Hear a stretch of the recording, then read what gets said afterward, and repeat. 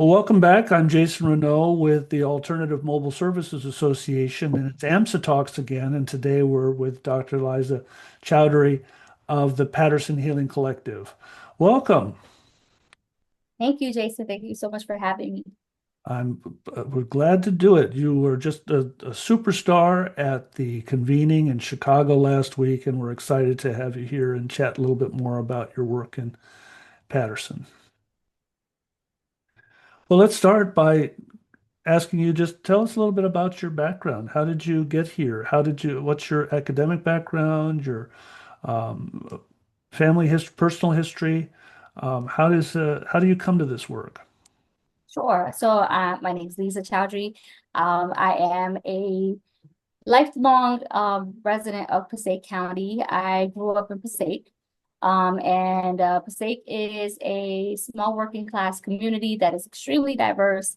My memories of growing up there have been really good because I was exposed to so many different cultures, so many different ethnicities, religions, food, we had a sense of community because of the fact that all of us, I feel that growing up, understood that our families were working hard, and many of us were from immigrant backgrounds, right? Many of us are people of color, and I think all of us kind of knew that, hey, we have a lot of work to do as far as trying to, get an upward mobility.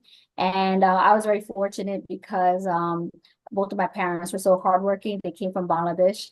I am the first born person here in this country. So there's a lot of cultural shifts that my parents had to get used to.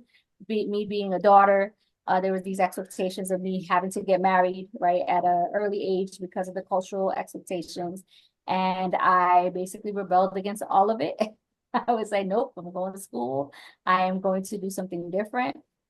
Along with that, as far as me growing up, I also had to experience childhood trauma. I'm a, survivor of child molestation. So as a result of that, early on, I knew how important it was to have good mentors in children's lives, right?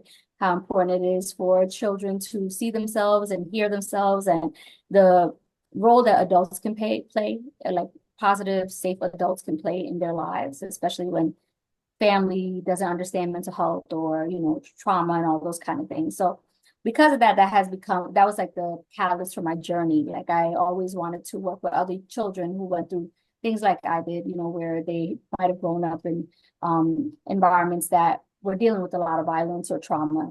And so I went to school at Rutgers University. I got my degree in criminal justice, thinking that I was going to go into law. And however, when I first took my criminal justice class, I was like, you know what, I think this is what I want to do. I want to work with youth that are dealing with the criminal justice system and see how I can support them. Because when I saw the research, many of them are survivors of violence, right? Whether it's domestic violence, sexual assault, or, many young girls are in the system as a result of being runaways or truant because of the traumas that they were going through at home. And I knew that I wanted to be a part of that solution because I had a similar pathway, right, where I was not, I didn't feel safe at home. So I was trying to look for other ways, right, other avenues to feel safe. And then after that, I decided to continue going to school, finish my PhD. During my PhD program, before I started my PhD program, I started a career as a juvenile probation officer in Passaic Mm. County, the same place that I grew up. And that was because I wanted to work with justice involved youth. That was like my dream job. I was like, yes, I'm going to get in here. I'm going to save the world. I'm going to work with these kids, being a young 21-year-old, but then reality hit, right? We work in a system that unfortunately does just not, just not, not doesn't have the tools to be able to support young people with all the needs that they might have, right?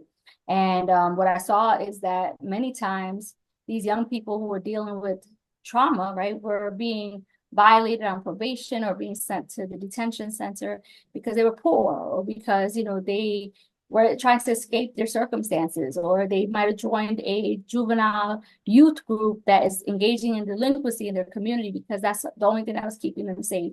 So it made me very frustrated. I worked there for 10 years. I loved my team. I loved what I did, but I just felt kind of stuck.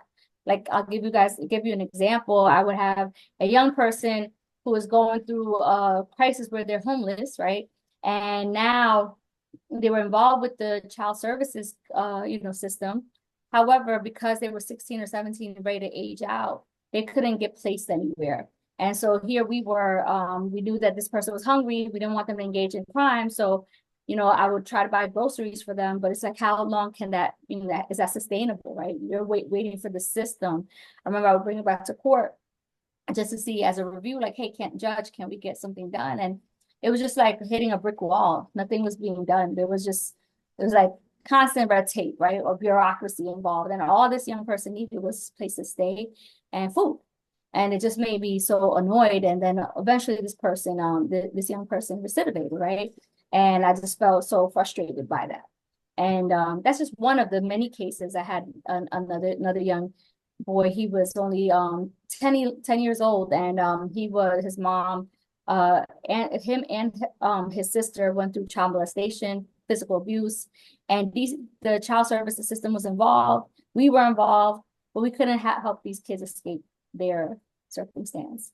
And it just made me so, angry, right? Like, it's like, this is not what I signed up for. I want to be able to create something that really helps these young people see themselves, know their value, heal, and have resources to help them escape those circumstances.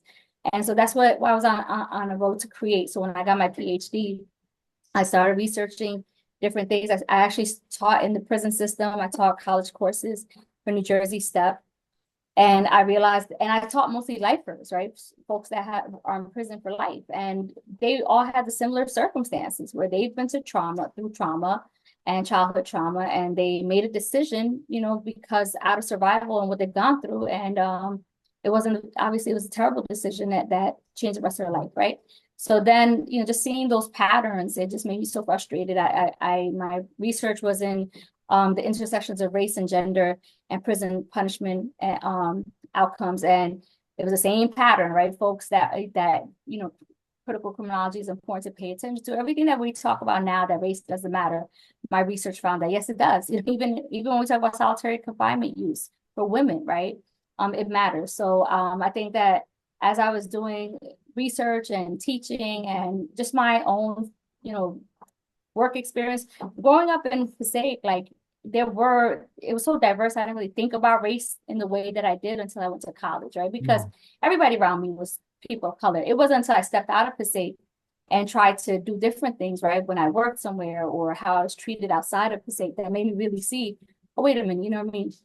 The world does not really accept us, like, people of color are not always seen equally, right? And that we might have to work a lot harder or prove ourselves, or sometimes because of our circumstances, we're treated differently, right?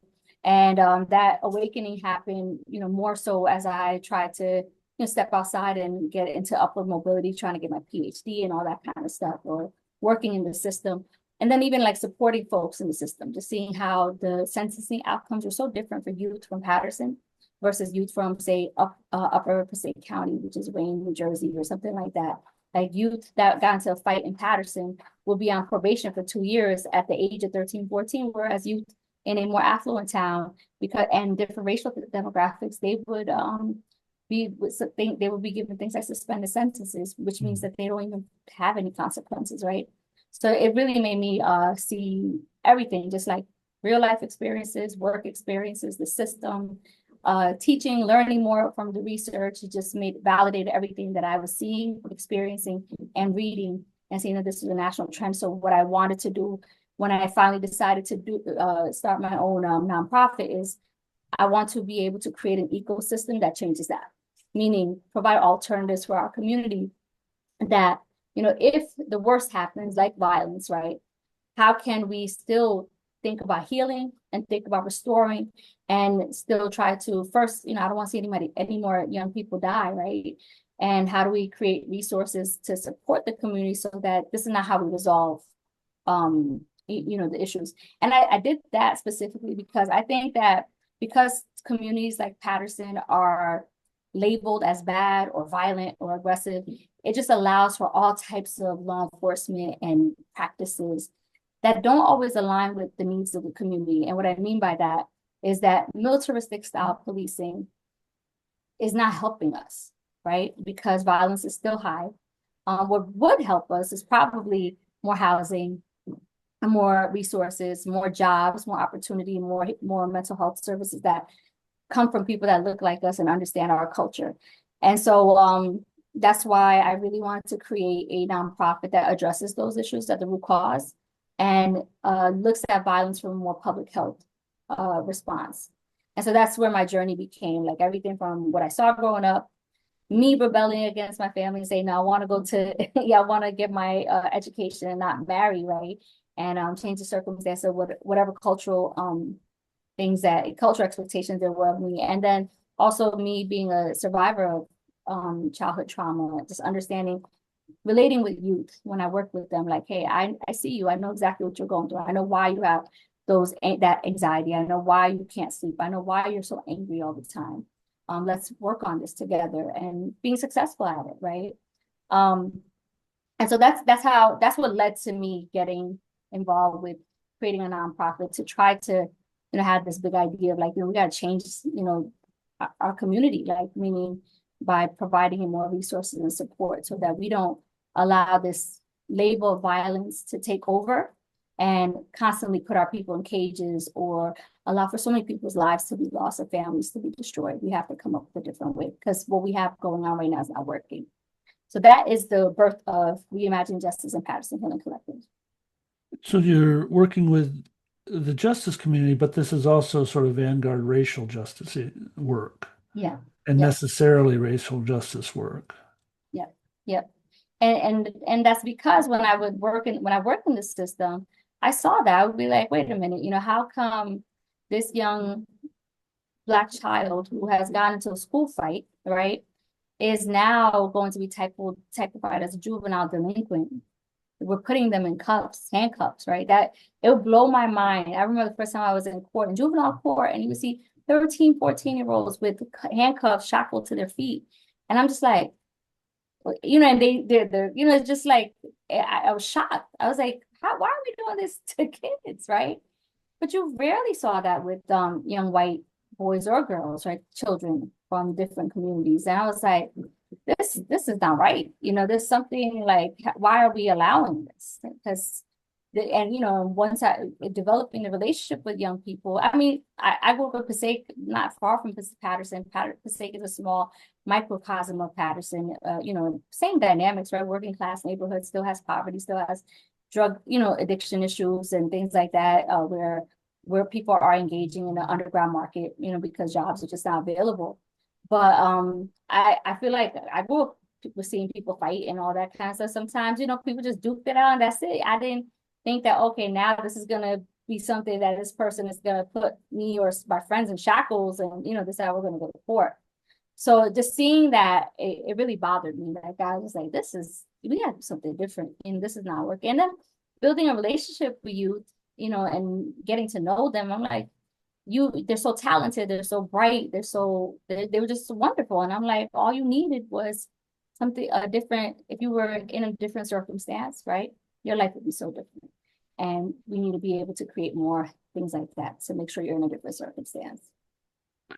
Well, I've interviewed a lot of people who manage mobile crisis teams, and I'm always curious about, this experience of seeing people who are affected by poverty and trauma, mental illness, addiction, homelessness. Most people will say, I want nothing to do with this. I want to get away from this. I want to have a life of fun and peace.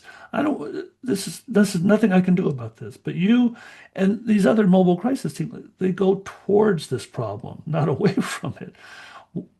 And do you attribute this to your personal experience? You spoke a little bit about that, but you also then went and got an education. Yeah, this is my personal experience, right? Like just for me, I really wanted to make sure that other people didn't go because when I was younger than 12, I had attempted suicide twice, right? And that's because I just did not know how to handle the world. Like everything that was happening inside, my home, I had no outlet. I had nobody to talk to. I didn't feel like I had the support that I needed, And that's under the age of 12, right? And I just always thought about, if I did not survive those attempts, right, I wouldn't be here today. And I was very fortunate that throughout later in my childhood and my adolescence and teenage years, I had amazing mentors or people that poured into me and were able to take me out of that dark hole, right? That I didn't see myself, and I didn't see myself valuable, worthy. And I always vowed to myself that if God gives me, I'm a very spiritual person, but if God gives me that opportunity, I'm going to make sure that Right. whoever I have the opportunity to support, or if I'm able to create something, that people can be seen and heard and valued and treated with dignity. And I think that that's one of the things that I'm most proud of with my team and the work that we do, is that I believe everybody that we come into contact with is treated with dignity and given some kind, that they're validated and valued. And, once you do that, it's easy to build a relationship. It's easy to now, if they need help, right? Let's try to see if we can work together on getting you that help. It won't happen right away. People aren't going to change overnight, but I knew that I wanted to create a more caring system to help folks because And I know giving what's that and dark. and giving other people the opportunity to have this spiritual experience that you had. Right. That's a quite, I mean, do you get the feel that this is part of you're getting spiritual food Oh from yeah, this experience? absolutely, absolutely. When we do the work that we do, there's moments like that. I know that we have some higher power above us. When we first started the work with Paterson Healing Collective and the hospital-based violence intervention work, Jason, like we were getting probably every weekend it would be a mass shooting. The city is only 8 square miles, and these shootings were happening in such close proximity. It was just crazy to see, and it was right when COVID hit. We launched right when COVID started in the Mm. hospital, and so when we would walk into the hospital, you would just see so many young Black males and Black females that were shot, victims of violence, and they were in the hallways, and you would see blood drops on the floor, right? And this is the circumstances we walked into on top of COVID, right? What you just said, that my team and we walked towards the fire. And I was just like, why are they treating these young people like this? Why are they in the hallways? Why are they being exposed? Like, it just looked to me like a war zone, number one. And number two, I felt like they were not getting the dignity they deserve. Like, so if I went through that, I would be even more angrier after I left, right? Like, damn, I wasn't even given the care I deserved as a victim of violence, right? Or in my most vulnerable position, somebody did not humanize me. And so as we started doing the work, and seeing the change that happened, the change and the transformation of the people that we worked with. We talk about people that were ready to shoot and kill people, right? And now, some of them work for us. Some of them, work for other places, or they're coming back and mentoring, starting basketball groups, and like doing all these, like great things in the community. You can't tell me that that's not something that the higher power is guiding us to do. And I've walked into some dangerous situations, where like, hey, because of our presence, something didn't happen because we decided to build relationships with everybody around the community. This Saturday, we had 4 events, right? We just came through 2 mass shootings back to back in 2 months, right? And every weekend, I think there's been a shooting since April. Like we've had probably like the last mass shooting. We've had shootings or stabbings, right? Like my phone has been off the hook. And this weekend, I was like, we have to do something drastic. We have to go into their neighborhoods and do something. And we had so much stuff going on where people were telling us, no, don't do this, especially now with all these mass shootings. But something told me, no, we got to get there and we got to show them something different, because we have to change the energy. Like it's just too negative and too hostile and too angry. And when I say, Jason, like everybody was outside in Paterson, my phone did not ring at all, not once that whole weekend. And it was beautiful this whole weekend. Not once for a gun violence incident or a stabbing incident. So, for me, it was like something that we did shifted the energy, right? Because when we went out there, we had the moms that have lost their children to gun violence. Yes, we had the DJs and fun stuff, but then we had, a conversation with these young folks like, listen, we're tired of seeing you die. And look, I lost my son because of this bullshit. Can you make sure that this doesn't happen anymore? Because I don't want to see any more moms go through what I went through. Mhm. And we were able to do that in all the neighborhoods that have violence going on or have beef right now. And it was like powerful, and I think that even if it doesn't last forever, now it's the, follow-up work, but it still shifted something. And, that in those moments, I know that it's the higher power guiding us. Even when we have obstacles, like people telling us, don't do that, hey, we were told like the Latino community is not going to accept this. And I was like, really? Latino, these young Latino kids love us. You know what I mean? So, and we were able to prove it. And now we got pictures and you can see them like, loving on us just like everybody else. But the children are children. It does not matter, like as long as you are relating to them, you're seeing them and you show value to them. They understand that, if you're a safe adult or not. And that's our job as community members to create safety for them. So yeah, I always felt like this work was spiritually guided. So tell us about the how the Paterson Healing Collective works. Sure. So the Paterson Healing Collective started off as a hospital-based violence intervention program in partnership with St. Joe's University Medical Center. And we received our first funding source from the Attorney General's office. They were revamping VOCA funds and they were allowing VOCA funds to be used to start up HVIPs. So that started in 2020. Since then, our program has expanded where we no longer just work with victims of violence because we decided, hey, we don't want to wait until somebody gets shot. We want to be able to intervene before then, right? We want to be able to prevent some of that. So we launched what's a youth after school program and a summer camp where we work with the high-risk youth, right? Youth that are charged with guns or youth that have been referred to us by the courts, or just youth that we know from the community that are engaged in some type of impacted by violence. So we wanted to get them in. We started that in 2023. And then we also started something called the Empower You Leadership Academy because we realized that we also wanted to service the friends of some of these folks that are shot, right? Because they might not be getting involved, they might not be getting victimized, but they might be a part of some of the issues the conflicts that are going on. So we created something for adults, specifically for that reason, where we could get young men from around the community because of the research that we read. Like this is the research from the emergency room data showed that most of the young men that were coming in through the hospital for gun violence were actually up to the age of 38. So we needed to, because, people often think about, 18 to 25, but because of employment issues and lack of resources and housing in the city, people were still involved with some level of violence or impacted by violence or unemployment and things like that at an older age. So we began to create this Empower Youth program where we provide financial literacy, trauma therapy, and substance abuse and mental health. And we provide a small stipend. So we have these 3 programs that are going on. And then all of this funded by the Attorney General's office. We also got some congressional appropriations in 2023 from Congressman Pasquarello at the time, the late Congressman Pasquarello. And then we also received the CVIPI funding with the previous administration that started in 2024, I believe. Yeah, the 2025, sorry. And that's gone now. That's Yeah, gone that's now. gone now. But we were lucky that we didn't get hit by the where they ended it, like where they flagged groups. Our program didn't get defunded, thank God. I think that they saw University Medical Hospital because they're actually our fiscal sponsor, so it helped us. Like they probably thought it was a university, but yeah, because they just use AI, right? It's not like they use some comprehensive way to figure out, So tell me about the new program that's coming online.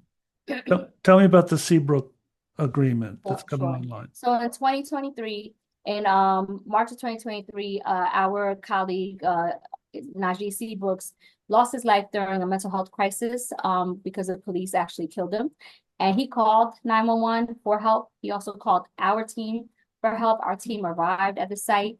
They were told that they couldn't enter or help him at all, 8 of our team members. And at that time, they had a SWAT-like team that arrived and they shot him to death. And as a result of that, our team was deeply traumatized because not only were they there to try to help him, they were declined from helping him. And then they heard the gunshots that actually killed him.